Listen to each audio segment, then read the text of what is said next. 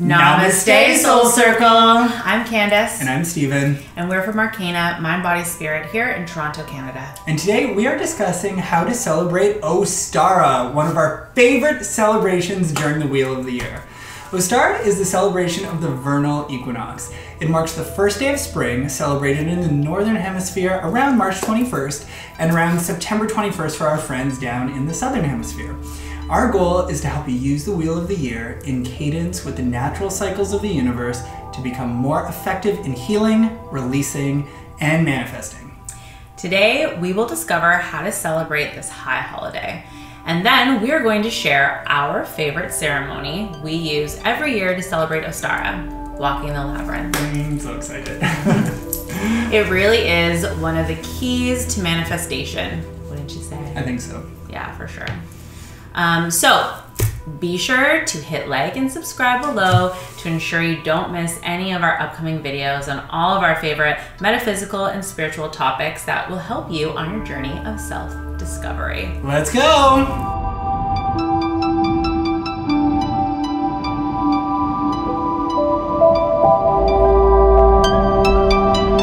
Ostara marks the turn of the wheel into the fourth season of the year. This is the season of creation. This takes place as we move from Ostara towards Beltane, the third and final of the fire festivals. This is the season where we take concrete steps to do the work. It's time for us to make it happen. It's when we take all of the Aquarian, Piscean energy from the previous season before Ostara and we begin to stoke the flames of our desires. This works perfectly with the cadence and natural cycles as we return to Aries and house number 1, Aries. It's creation time. During the last high holiday, Imbolc, we were starting to plant the seeds we wanted to grow this year. So now in Ostara, they've started taking root, though nothing has begun to push through the surface yet. Or has it? Maybe it has. Maybe it has. Usually there's a whole lot of work that takes place below the surface before we see the plant. Ostara is that hard work. And after the equinox, we make space for our flowers to crack the soil and grow. So, before we talk about ceremony, let's talk about why Ostara is so important to so many different cultures across the world and across time. First of all, it symbolizes the beginning of spring. And it was even the beginning of the tropical calendar in Roman times. In Earth-based traditions, it is recognized as the second of the 3 solar or fire festivals. All over the ancient world, celebrations took place during this equinox. Greece, they celebrated Adonis's exchange between his great lovers, Aphrodite and Persephone. In Mesopotamia, they were celebrating Ishtar and Tammuz. And celebrations even go back as far as the union of Inanna and Dumuzi. So ancient traditions have celebrated this for so long. And even as you look at different stone circles around the world, they all align with equinoxes. So it's always been celebrated. For Wicca, this is when the goddess maiden awakens for spring. It celebrates the balance taking place in nature during this equinox. The balance of light and dark, of male and female polarities, of life and death. It's when Cori or Persephone, depending on what pantheon of belief you just subscribe to, is reunited with her mother. It is also about the union of the goddess and the god. The sun god born at the winter solstice is now the perfect partner for the young maiden goddess. This will consummate the relationship during Beltane on May 1st, and then she becomes pregnant and gives birth to the sun god 9 months later on winter solstice. This is the true mythos of natural cycles. However, there is one symbol that is undeniably tied to Ostara, the egg. It represents so many different things. It has divine feminine ties to birth and rebirth and natural cycles. And it also has divine masculine ties filled with the yellow yolk of the sun and representing creation and natural law. For years, eggs have been sacred symbols used all over ancient temples spanning the world. Even in today's literature, we're always met with the age-old question, what comes first, the chicken or the egg? Again, this circles back to the earth-based lore of the god and goddess consummating their relationship, only for the goddess to give birth 9 months later to the sun god. Again, natural cycles, chicken or egg. So let's talk about why eggs are an important symbol for Ostara. Imagine where our lore comes from. It's usually from ancient agriculturalists growing their own food and surviving through the winter. All of the food from the harvest had been eaten, and now finally winter has faded away. At the first signs of spring, it was thought that if you spotted a bird's nest, you could take the multicolored bird's eggs to feed your family. Remember, this was during a time before the crops began to grow, so it was a new nourishment after a cold winter, and it was believed to bring many blessings to your family and loved ones for the coming year. This began the Easter tradition of the woven basket symbolizing the nest and the painted eggs to be multicolored as if they were freshly laid. Even if the egg was white, you would want to paint them a bright spring color representing fertility and good luck, even writing symbols on them of what you were hoping to achieve before cooking them and consuming them.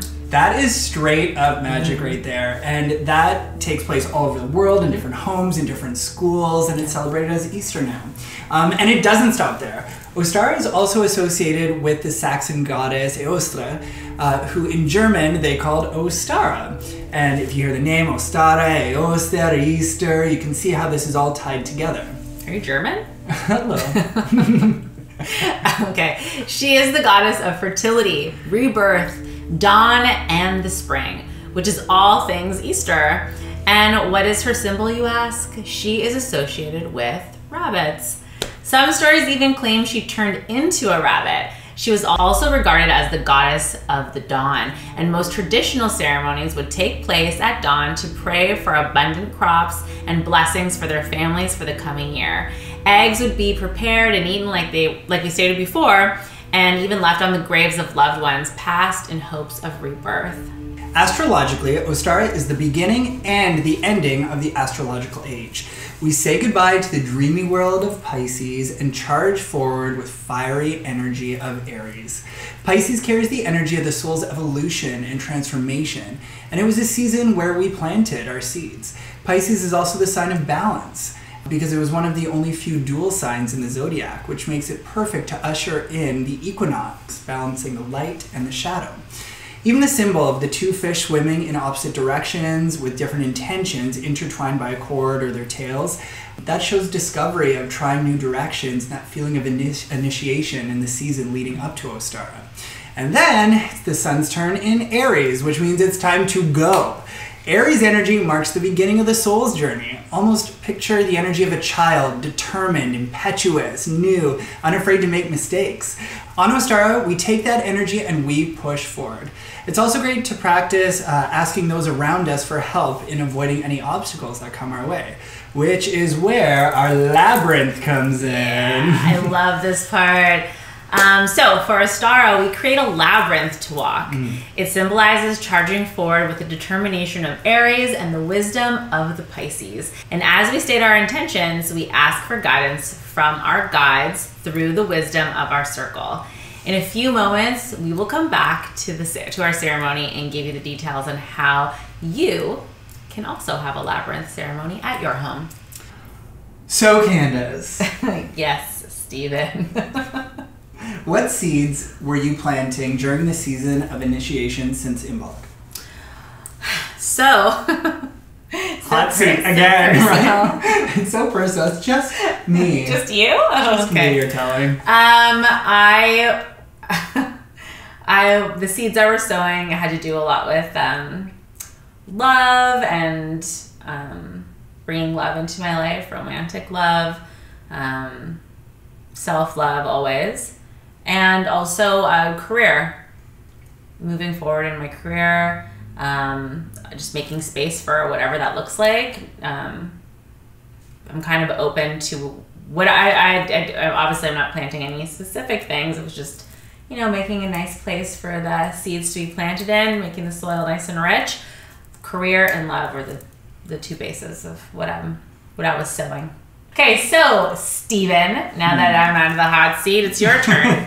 What about you? I, for Imbolc this year, was working on change. I was working on, I had a few things I needed to release, just from like some root and some family stuff there, but I'm really looking for some change and balance. I want life to look a little bit different, and I don't know what that meant. And I remember going into ceremony, like breathing the feelings of like a lot of air energy, you know, like new beginnings, new dawnings, new all of this stuff. So there have started to be a few glimpses of that already. So I feel like Imbolc has been pretty exciting from that. Yeah. Wouldn't you say so? I would say yes. I would say the soil was rich and fertile. And so are you. I am also rich and I am also fertile. Moving on. So all that being said, as we move forward into the season of creation, what steps are you going to be taking towards your love and your career? Well, in terms of career, I've had a lot of opportunities to have some really interesting conversations with people that I care about and trust and who I know care and love me very much. And there's some opportunities there to build something together. So that was really interesting. You and I with Arcana, we're also doing really well, and we've got a lot of great ideas and a lot of work ahead of us, but I feel super determined and motivated along with you. So that is fantastic. You know, I'm pursuing other things in my education, and I have the opportunity and the means to do so now. So that's also really exciting. So I think it's just staying motivated, staying consistent with my behavior and doing the things that have proven to work. Yeah, and I can really see that because you have taken huge steps in so many different aspects of your life that weren't present during Imbolc. So it's been really beautiful to see. It's been such a great, like, we're going to look back at this and be like, wow, this was a huge year of change. Yeah. Like, huge. And I think in terms of love and romantic love in my life, I think it's just continuing to stay open, to staying honest, to staying in tune with myself and checking myself when old past behaviors try to creep up and take over. And you know, I know they're trying to keep me safe from hurting or being hurt, but I don't need them, and I'm good and I'm safe and I know what I'm doing and I'm staying open, and it feels really good, and I'm definitely look at this smile on your face. Anyways, it's really good, and I'm really happy, and it works. It works. I'm really happy, and I'm staying true to remembering to trusting in the process. Yeah. And even if certain things don't work out, and I think that's the most important thing right now for me, is that even though things are coming out, even though some of my seeds are already blooming into something, they've already broken the surface. Yeah. I'm not putting any onus or any I'm not naming anything. I'm not saying, oh, this is what it's going to grow into. This is exactly what it's going to be. I'm just seeing it, and I'm excited, and I'm loving it, and I'm watering it, and I'm giving it lots of sunshine, and I'm just letting it be whatever it's going to be. And I know it's going to be great, whatever it is. Yeah, I actually think that's a very perfect analogy. I was going to say sort of the same thing.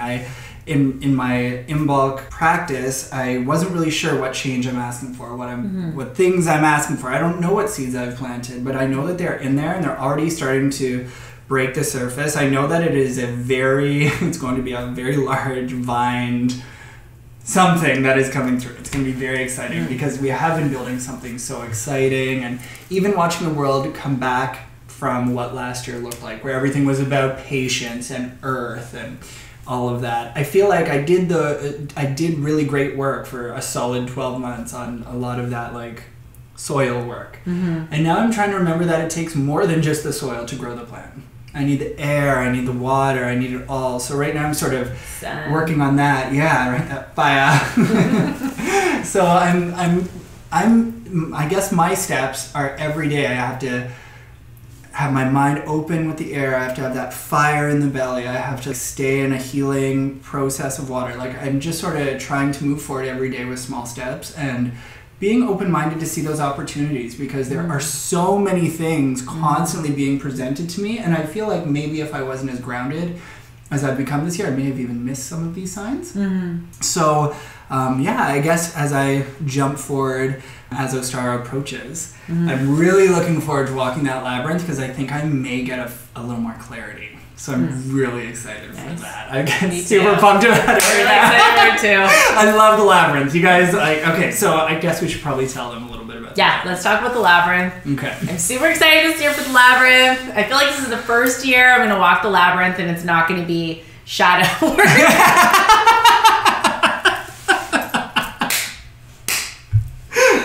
God, it's not going to be Pan's Labyrinth this time. It's going to be like a David Bowie Magic Fun Labyrinth, you know?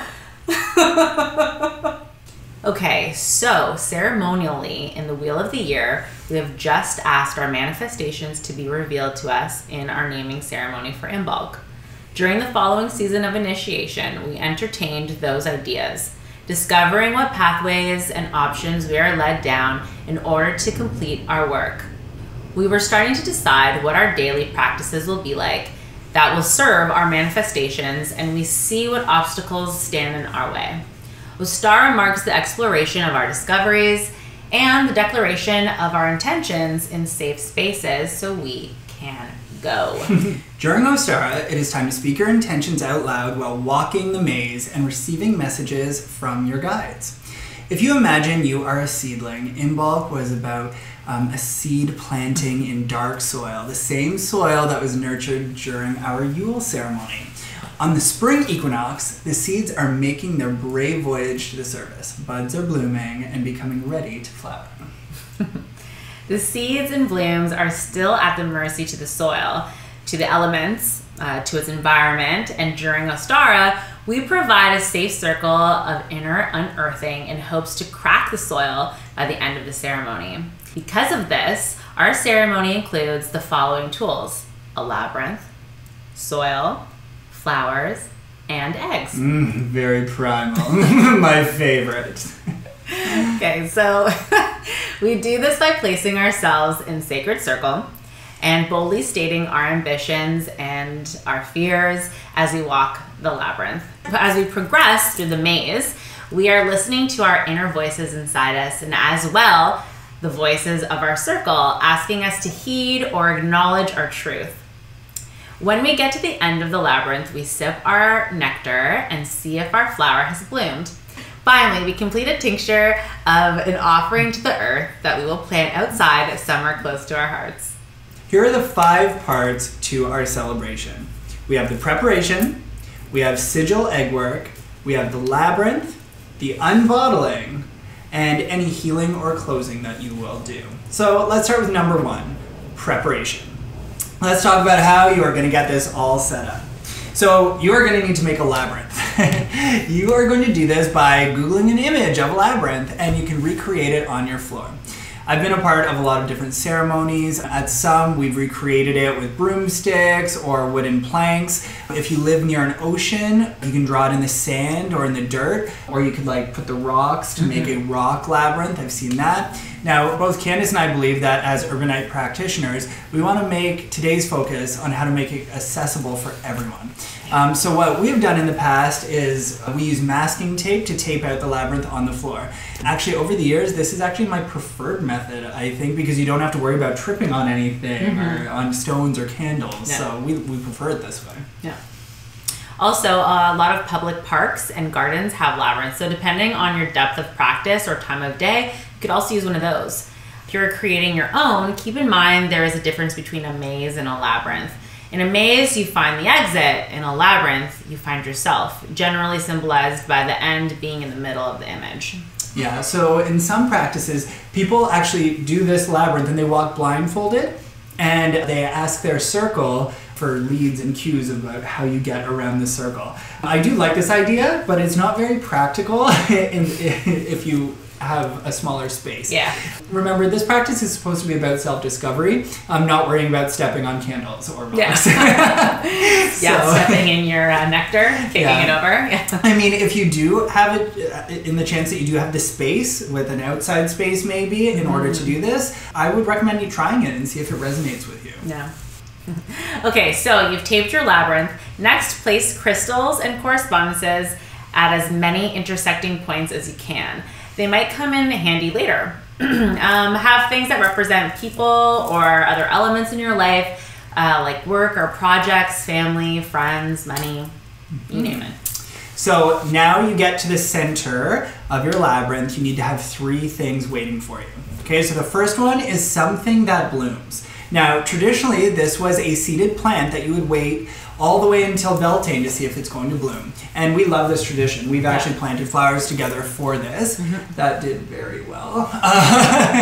But you know what? Over the years, this has kind of evolved for us. We've started incorporating making a tincture with a blossom in order to honor the spring. And it allows us to play on our wild side a little bit.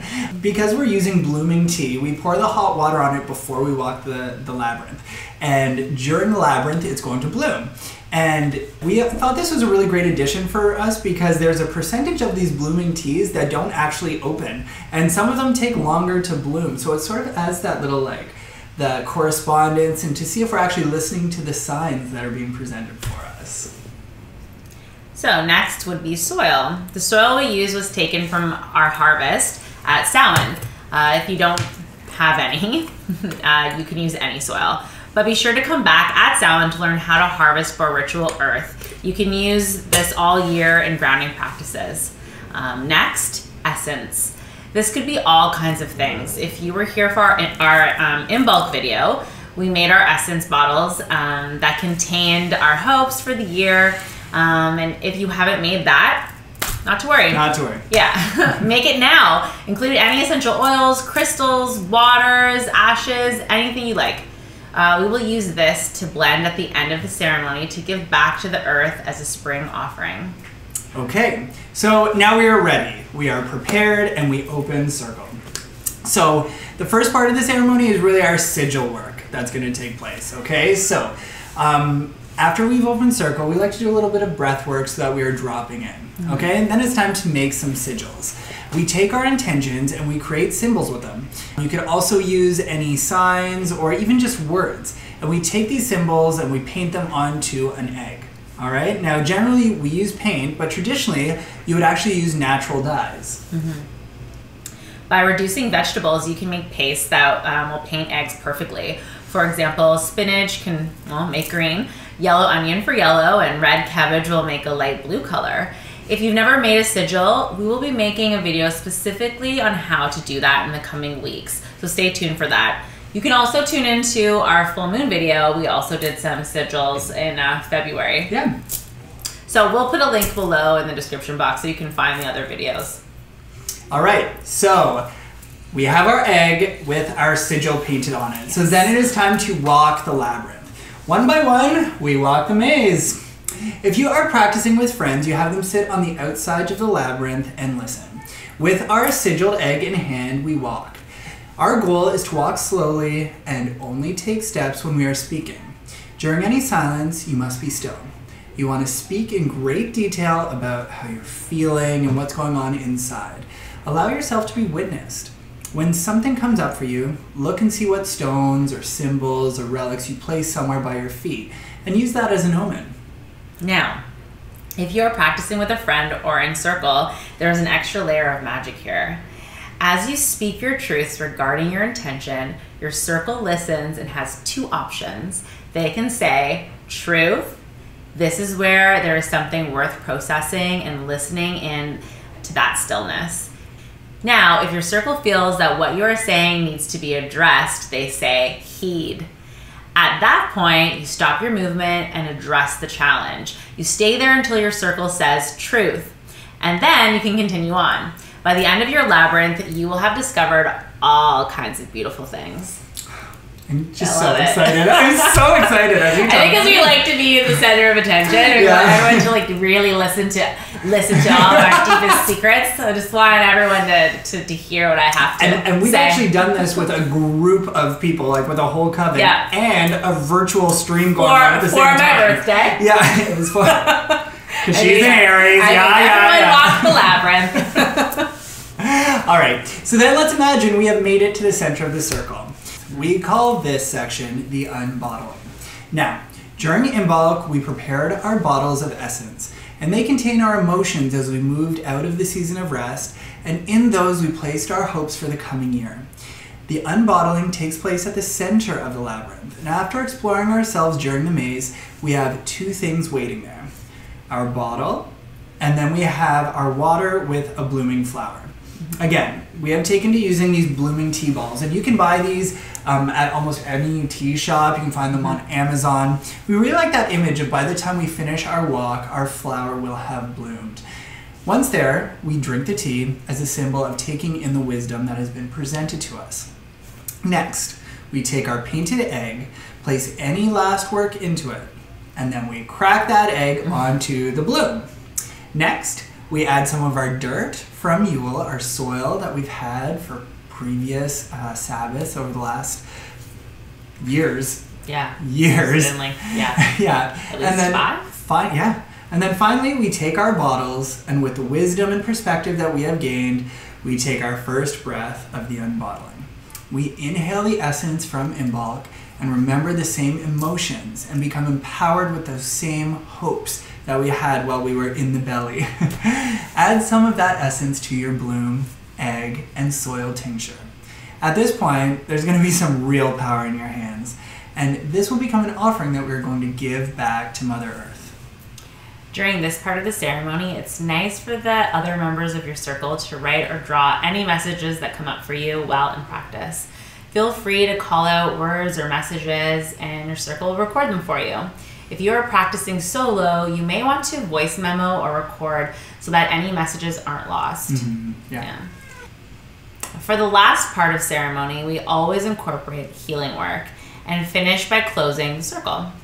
This can be done after the unbottling or after all the participants have walked the labyrinth. Like all practices, use your discernment. Make this your own while keeping within correspondences that align with the frequencies of the time of year and the symbols of the Sabbath. And always, always close the circle with gratitude. Yeah, for sure. Gratitude is one of the most important parts of practice. Yeah. All right, so before we finish our video, let's talk about what to do with your offering. So be sure to plant it outside into the earth somewhere. We like to keep it somewhere close by where we can acknowledge it throughout the year. Others like to place it somewhere that they're never going to see it again. I think both things are okay. Over the years, I've even heard of people washing it downstream. I would say that would be really great if you're working on releasing or healing. This might be a perfect practice for you. While if you're into growing and manifesting, try planting it next to a flower or tree that you're going to be nurturing this year. I think it's important to think about the purpose of your intention and figure out what energy is going to best serve your outcome. So, and just to be clear, we're not taking our bottle of essence and pouring the whole thing onto our blooming flower and our egg that we just cracked and all of our soil. We are taking our blooming flower, the egg that we cracked on top of it, and pouring a little bit of our essence and taking a little bit of our soil and putting it on that. What we will be giving back to earth or what we'll be giving to the stream is just the flower, our blooming flower from our tea, a little bit of soil, a little bit of essence, and the egg that was cracked on it. That's what you're planting in your garden or giving into the stream. Yeah, because we're actually going to be using your essence again in our bottles for Beltane coming up in 6 weeks' time. Yes. So I just wanted to make sure that everyone was clear on that step. So you don't toss your whole bottle into the river. Yeah. Don't pollute. Yeah, the essence is not, it's not the offering. Yes. Again, so depending on your level of practice, you may be a solitary practitioner or be working in a circle. There are many different ways to celebrate. This was just one. Some other examples. You could take a nature walk to earth yourself. Spend time noticing the buds and the roots breaking through the surface. Yeah, you can do it just by simply using colors. Wear colors, eat foods of colors. You want to wear a lot of things that are like spring, like pinks and baby blues and greens, stuff like that. It's time to welcome in the new. If you kind of imagine the image of like going to a baby shower, those are probably the spring colors. Yeah. You could also find a reading to share based on the season. We will be sharing a blessing for Ostara next week, so if you are not a writer, you can happily use ours. Right? I'm so excited. I cannot wait for this. So be sure to comment below and let us know how you are going to celebrate Ostara this year. And please be sure to like and subscribe to our channel so that you receive our videos for all of the next high holidays coming for the year. The next one is actually going to be Beltane, which we make bracelets that we wear for a large part of the year. I get so excited this time of year. Yeah, I just love all this. This is my favorite. It's so good. And of course, Beltane, it's the end of the season of creation and it begins the season of manifestation, babies. Yeah, so in the meantime, Arcana releases 3 videos a week, Monday, Wednesday, and Friday. For the rest of March and all of April, we are diving into the chakras. So be sure to check that out. I cannot wait. I've been really loving working on the chakras. Yeah, it's been really, awesome. Good work, yeah. Be sure to share this video with your friends so that you can decide how you will celebrate Ostara, maybe together. Many blessings and abundant returns. We can't wait to see what you grow. Namaste. Namaste, much love.